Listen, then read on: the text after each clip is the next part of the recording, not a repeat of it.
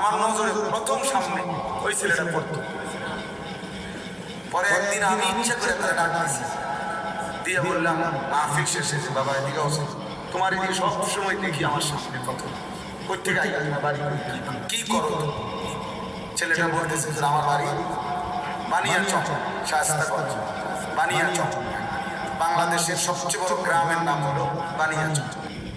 পরে এগুলো যে হুজুর আমি ঘাস কাটি, মানে ঘাস কাইটা ঘাস বিক্রি করি, এই আমার এই সামান্য কাজ, আমার আর কিছু নেই।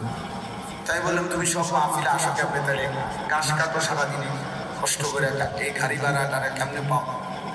তো বলতেছে হুজুর আমি যখনই কোনো পোস্টার দেখি আপনার, তো আমি এই 10 টাকা 5 টাকা 2 টাকা জমাই, ওই কয়েকদিনের ঘাসের টাকা ওইটা মিলাইয়া তো এরপরে আসি ওয়াজ শুনতে, আবার যাই ফিরে যাই।